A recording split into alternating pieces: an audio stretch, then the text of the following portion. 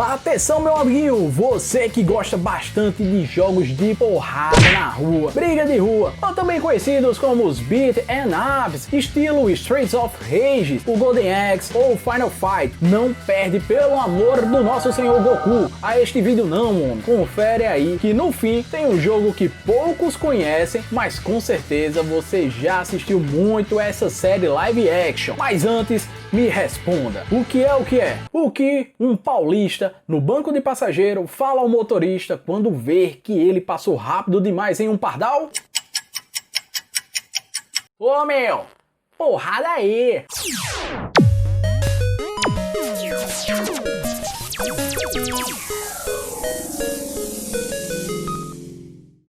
E aí, arrombados, seus galados, meus abençoados! Me chamo Ítalo Cunha e estamos começando mais um Nerd Otário. Neste episódio estaremos falando sobre os 3 jogos de porradaria mais caceteiros do PlayStation 1 que você já deve ter jogado muito. E agora que tu tá um véi, caindo aos pedaços, depois de ter pego todas as variantes possíveis da Covid e esquecido até seu nome, depois de uma cachaça das grandes em algum carnaval da vida, você não lembra mais o nome dessas lindeusas de games, que podem nem ser tão lindeusas assim nos tempos atuais. São jogos de estilo Beat 'em Ups, se fossemos traduzir seria algo como bater e ir pra cima. E é um estilo bem simples de aprender, afinal suas maiores características é andar e socar a cara dos vilões que estão aparecendo na tela, e sempre ao término de uma fase aparece um chefão para vencer e conseguir avançar aí para a próxima fase ou estágio. Ou estágio, entendam como preferirem. Nossa equipe separou 3 jogos que foram nostálgicos aqui pra gente e que também queremos saber se pra vocês também foram. Mas eu garanto que pelo menos um desses foi, meu irmão. Alô, meu amigo cupim de locadora de videogame, esse vídeo é dedicado a você, meu caro. Antes de começarmos a ver o oco aqui nessa bagaça, já vamos mendigar sua inscrição aqui em nosso canal. Se você gosta da desgraceira, não deixa de apoiar aqui este projeto de humor tão deplorável e de baixo escalão, que traz opinião, curiosidades e notícias da cultura pop em geral, do mundo geek pra você, meu amigo Nedola. Além de sua inscrição, pedimos também o seu like e o compartilhamento dos vídeos para os seus amigos e inimigos amantes da JoJo todinho. Humildade eu não preciso nem falar, porque parece no meu rosto. Combinado então, seus otários? Então bora pro vídeo! O nosso primeiro jogo, eu tenho a honra de dizer que joguei muito, mas muito, tão muito, que o tamanho da barriga da grávida de Taubaté ainda é pouco comparado à proporção de como eu joguei este game na locadora da Praça da Matriz de Santana, na minha terrinha, Currais Novas. O jogo é o Crysis Beast, ou Crysis Beast, também conhecido nas locadoras de videogame na época como o jogo do Titanic. Você lembra dele?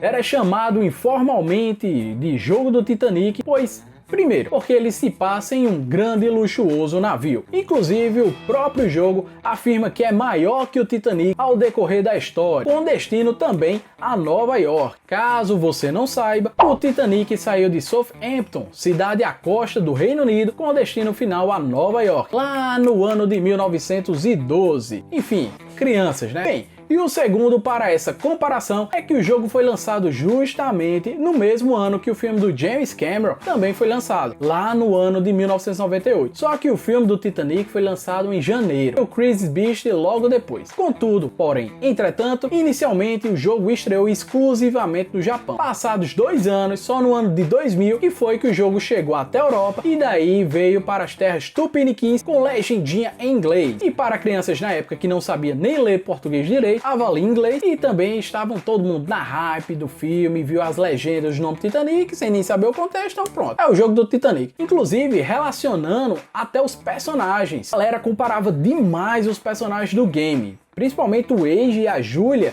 ao casal do filme, a Rose e Jack. Bota aí a foto e me diz aí se parece ou não. Há 4 personagens jogáveis. Afinal, o legal desse estilo de jogo beat'em up é jogar com a galera, no modo cooperativo. Enfim, os personagens são o Age Garland, ou Garland, que é um policial norte-americano da cidade de Nova York, a Julia Jefferson, uma lutadora de luta livre, ou wrestling, se vocês quiserem deixar o palavreado mais internacionalês, que teve até a sua amiga sequestrada na história do game. Falarei sobre essa garota mais pra frente aqui no vídeo, que ela é de suma importância para toda a história do jogo. Temos também o Kenneth Kirova, um grande agente russo que não gosta de conversar e que passa o jogo inteiro com as mãos no bolso, já que ele é tipo um Sanji do One Piece, ele só luta com as pernas. E por último, e não menos importante, eu acho, a Han Feizu, aquela que vive soltando peido, que é uma jovem senhorita que trabalha no navio e, assim como a minha mãe, usa uma vassoura como sua arma principal. O jogo permite você jogar no modo solo, logicamente, ou com outro player, também logicamente, que não é tão logicamente. Contudo, são equipes de personagens já prontas. Por exemplo, se você vai jogar com o Wade, seu outro amiguinho será a Julia Jefferson. E se tu quiser jogar com o Kenneth, sua dupla será com a Han Feizu. O início do jogo ele muda a depender da dupla que você escolher. Contudo, pouco tempo depois, é a mesma coisa para tudo, pois o jogo faz com que as histórias dos 4 personagens se encontrem. O lore do jogo aí é que um grande grupo de terroristas invadiram o navio com a intenção de levar até Nova York uma arma química capaz de destruir toda a humanidade. Pois para os vilões, esse é o melhor jeito de salvar o mundo, é exterminando a humanidade. Lembrando que ser vilão ou não é uma questão de ponto de vista, né? É que para os ursos polares eles seriam um herói? Talvez. A questão é que já para aquele tempo o roteiro já era batido, pois tantos e tantos filmes aí, terroristas invadem navios, você já sabe, essa temática aí já é batida. Mas quem danado se importa com a temática, como diz Jeová? O cara que joga jogo assim quer dar porrada, aparecer inimigo, porrada, tá jogando cooperativo e seu amigo apareceu na frente do seu personagem, é porrada, entrou no banheiro e deu pra pegar a privada, é privada com tolete nele, porrada, é porrada, eu quero é ver o oco. Lembram da garota amiga da personagem Julia Jefferson, que falei aqui que foi sequestrada? Pois pronto, meu jovem, essa garotinha aí chama-se Miley, ou Miley, e é a chave para ativação dessa arma química secreta.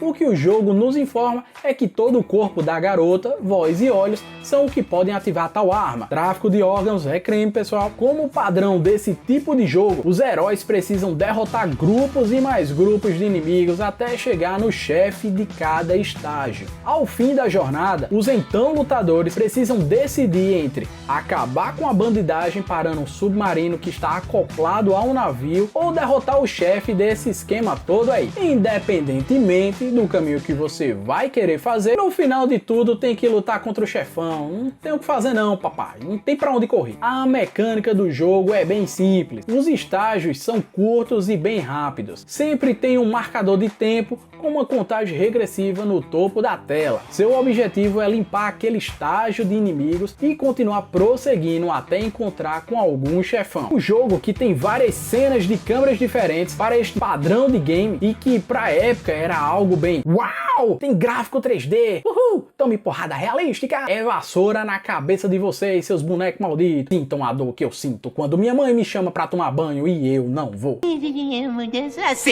Achei o gráfico que acabou, que envelheceu aí mal, até porque, vamos ser sinceros, para a época, o PlayStation 1 conseguia entregar coisa bem melhor graficamente, vendo com a ótica de um adulto hoje, mas isso é na minha opinião de bosta. E na sua, ainda dando pro gasto? Dando pro gasto. Deixa aí nos comentários sobre suas lembranças com este game. E vem aí mais um super jogão que vai te fazer voltar à sua infância. É nostalgia, arruma de prega de véia. Aquele tempo que tu pagava R$1 a hora na locadora de videogame, ou se tu fosse rico, chegava na locadora e falava, bota tempo aberto aí. Na verdade, rico mesmo você teria todos os consoles. Mas vamos ficar com a sensação de criança que tempo aberto era coisa de bilionário. Vamos falar um pouco sobre o jogo Fighting Force. Jogo este com uma história de bastidores aí bem bacana aqui para contar. No início de tudo, era uma vez o jogo Fighting Force. Ele seria uma continuação do Streets of Rage, clássica franquia da SEGA. Então, ele seria chamado de Street of Rage 4. O bizu todo é que a SEGA comprou um jogo pela metade, intitulado Judgment Force, Força de Julgamento em tradução literal. Este jogo inacabado era do desenvolvedor Core Design, o mesmo que desenvolveu o primeiro jogo do Tomb Raider, o Tomb Raider. Então, os caras estavam com muita moral. A SEGA planejava transformar o jogo na primeira entrada 3D da série Street of Rage. Inclusive, se você dá um Google aí, até encontra o ROM do jogo, Judgment Force, para download, que era o protótipo do Street of Rage 4. Acontece que depois de muito Vai, SEGA não vai. a SEGA desistiu do projeto e a Core Design disse: pois tá beleza, sua SEGA, você não vê os potenciais do pai aqui. Cada um foi pro seu lado e a Core Design acabou dando continuidade ao projeto e mudaram o nome aí para Fighting Force. Afinal, a SEGA queria exclusividade para o Sega Saturn, console da época que concorria com o PlayStation e o Nintendo 64. Como a Core Design estava em grande ascensão por conta aí do Tomb Raider, Tomb Raider, lançado em 1996, eles não estavam dispostos a se restringir a uma única plataforma. E é entendível, né, pô? É capilaridade. Tem que atingir todos os mercados e todos os públicos. Com o apoio da Eidos Interactive e a Crave Entertainment, o Fighting Force foi lançado para PlayStation, computador, Nintendo 64 e adivinha qual foi o console que ficou de fora? Quem vem de fora vem chegando agora, fecha a barriguinha, sem vergonha e entre. Mandou um tchau, querida, para o Sega Saturn.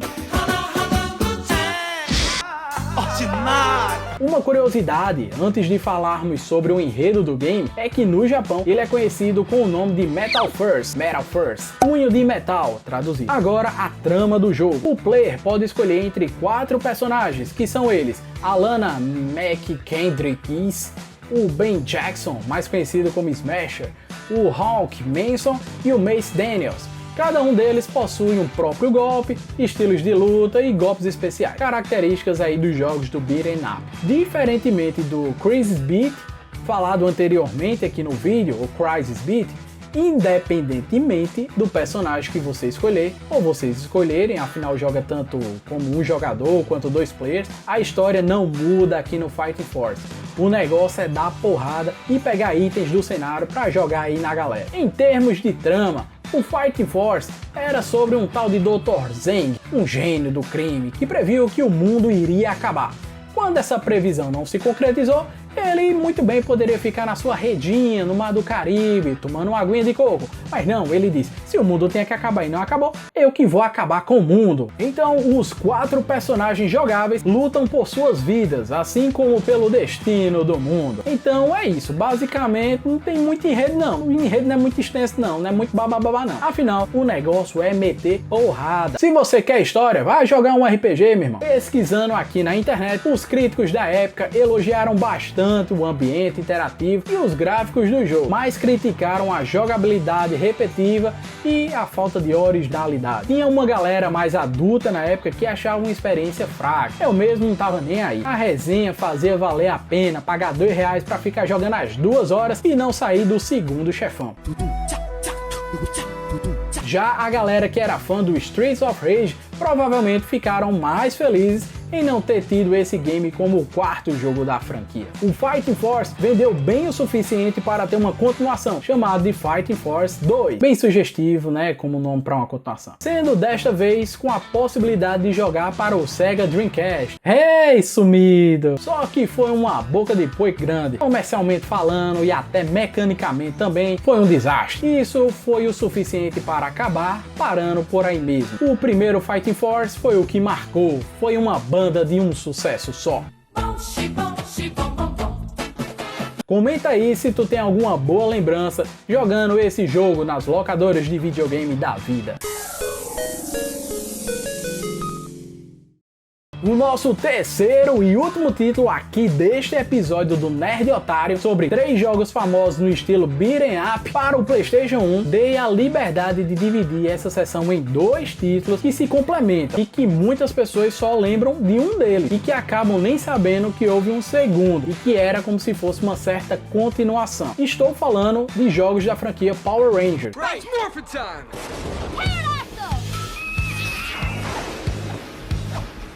Triceratops! Tyrannosaurus! Mastodon! Saber-tooth tiger! White tiger!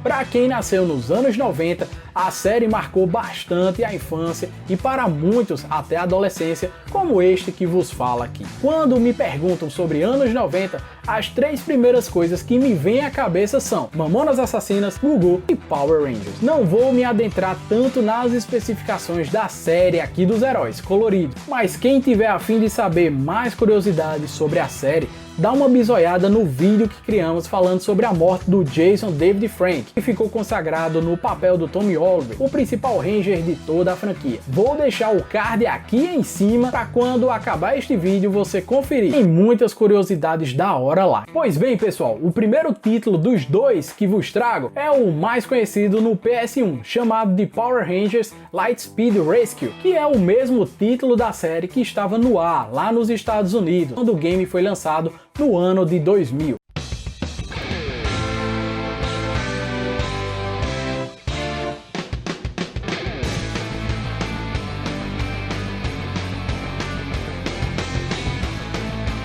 Este jogo teve 4 versões muito diferentes uma das outras. A do Game Boy Color, que tinha um estilo tipo os jogos do Mario, que basicamente você só anda lateralmente e vai enfrentando os obstáculos no meio do caminho. Vejam aí as imagens e entendam o que eu tô falando. Pois sei que se você inscreveu-se aqui no canal do Nerd Otário, é porque você é bastante esperto. E para você que ainda não se inscreveu no canal, bora que dá tempo ser esperto também, meu irmão. Não esquece de deixar aquele like gostosão para ajudar a nossa equipe a diminuir a baixa insalubridade que temos que conviver para fazer estes episódios. Ainda sobre as diferentes versões deste jogo, dizem as lendas que também havia uma versão de PC para os sistemas Windows e Macintosh e que era muito parecida com a versão do PlayStation 1. Caso alguém saiba da existência concreta dessa versão, deixem aqui nos comentários. O Otário agradece. Infelizmente nosso roteiro não pôde comprovar. Tínhamos também a versão do Nintendo 64 que tinha gráfico em 3D,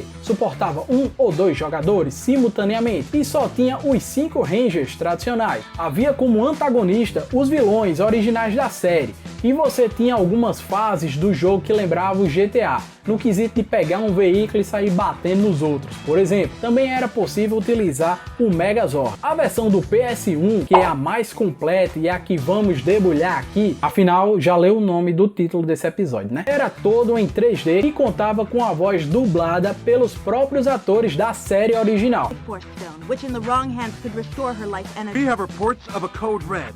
Our seismological Assim como a do Nintendo 64, que também tinha essa característica das vozes dubladas. O game segue as mesmas mecânicas do estilo beat 'em up, que já citei aqui, sempre com vários vilões na cena, para que você possa enchê-los de amor e carinho.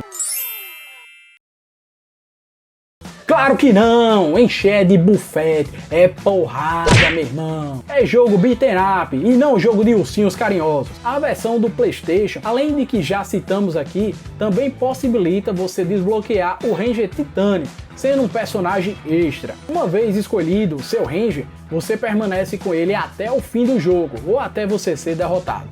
Há também luta de Megazord. No caso, o Megazord que você passa quase todo o jogo lutando, quando chega a hora dele, claro, é o Super Train Megazord. Para o estágio final, é substituído pelo Omega Megazord. Uma outra característica especial do game é o seu sistema de senhas, onde possibilita colocar códigos de trapaça que podem dar aos Rangers saúde, vidas infinitas, ataques contínuos e poderosos, bem como acesso a uma galeria de arte e imagens, também a opção de iniciar o jogo em qualquer um dos 7 níveis e jogar desde o começo com um Titano Ranger. Uma curiosidade a mais sobre esse game é que para você chegar na fase final, você só consegue acessar se tiver salvo no Memory Card, a penúltima fase do jogo. Grande Memory Card, saudade seu sumida. Já em relação à história, segue o mesmo padrão de alguns acontecimentos da série live action. Então basicamente é você chegando para meter porrada nos soldados morcegos, fazendo as missões que basicamente é salvar alguns reféns, ou bater em algumas estacas ou espinhos que ficam escondidos em algumas fases, batalhando com o Megazord, ganhando dos chefões que são monstros reais da série e sendo feliz. É importante ressaltar que cada Ranger possui habilidades diferentes. Alguns são mais rápidos, outros defendem com mais intensidade ou tem ataque maior, e é basicamente essa a diferença entre eles, além de suas cores, é claro. Este foi o Power Rangers Lightspeed Rescue. O outro jogo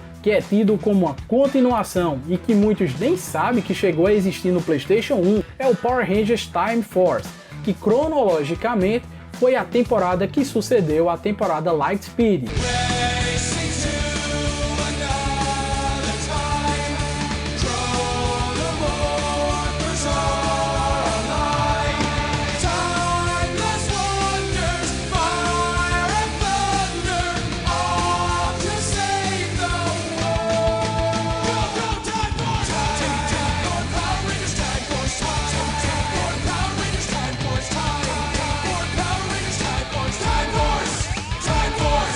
O game possui a mesma jogabilidade e mecânica parecida com a do seu antecessor, inclusive com o mesmo gráfico e com o mesmo modus operandi. Em relação à hora de lutar com o Megazord, segue o mesmo roteiro, como dito sobre a mecânica ser parecida e não totalmente igual, pois no jogo dos Power Rangers Time Force, além da porrada, você tem que se ligar em pegar artefatos de tempo, pois cada estágio possui um relógio com contagem regressiva, e estes artefatos fazem com que você prolongue a duração para dar tempo concluir a fase, que encerra-se quando você ganha do chefão daquele local. Lançado no ano de 2001, também pela editora Age Kill, a mesma do Lightspeed, embora não tenha saído para o Nintendo 64, o jogo foi lançado em versões diferentes para o Game Boy Color, Game Boy Advance, PC e para o PlayStation 1. Logicamente, senão não estaríamos falando dele aqui, cada uma com suas particularidades. Você também pode desbloquear um Ranger extra, que é desbloqueado se você conseguir pegar todos os artefatos do tempo. O Ranger extra é o Quantum Ranger. Quem acompanhou a série com certeza vai lembrar dele. Algumas pequenas diferenças para o jogo do Lightspeed, para não dizer também que é um copia e cola de tudo,